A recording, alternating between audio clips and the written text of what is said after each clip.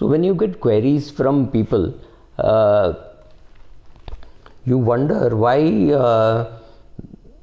they don't trust companies at all. So here is Guru Prasad Pai asking, can an insurer edit the proposal form of term insurance while claiming, as I will not be available to fight if it does happen?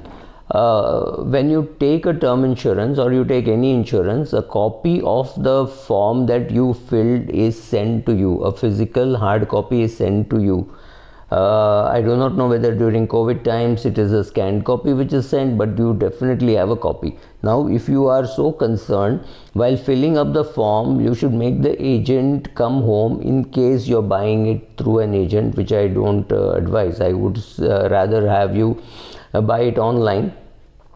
So while you're sitting and filling up the form, make sure that your wife is sitting with you, or whoever is your nominee is sitting with you, and you are filling up the form properly. Then you will definitely get a copy of it, and that time share it with your spouse. I'm assuming it's a guy who is, the guy is Guru Prasad Pai. So if you want your wife to know everything, best is to get her to fill the form, so that you sit with her, let her fill the form.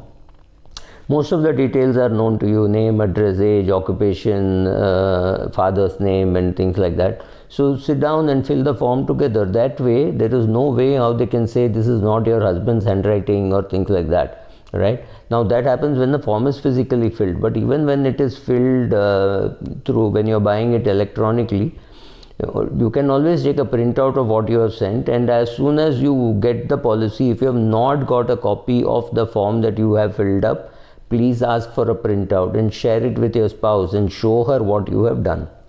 Second, please advise us on arbitrage fund. It will help people in the 30% tax slab.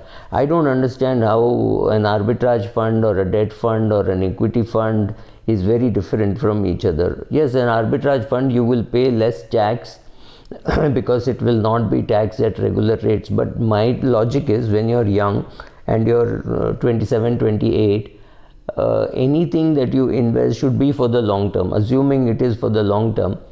Anyway, you're going to withdraw after 30, 40 years, so it does not really matter. Yes, an arbitrage fund gets treated as like an equity fund, and I think that anomaly has to go. I do not know when it will go, because the risk is there like that of a debt fund. The returns are very likely to be that of a debt fund. So why should taxation be like equity fund? I don't know, and I wouldn't suggest putting too much money hoping, because you never know what changes in the budget. If in the budget, if arbitrage fund is classified as a non-equity fund, then you're back to square one. So don't do anything just for tax purposes. Just don't withdraw, because you don't need to withdraw. You're still earning a salary. Don't withdraw, and that's good enough. Or withdraw after 3 years, like in a debt fund. It wouldn't really matter, right?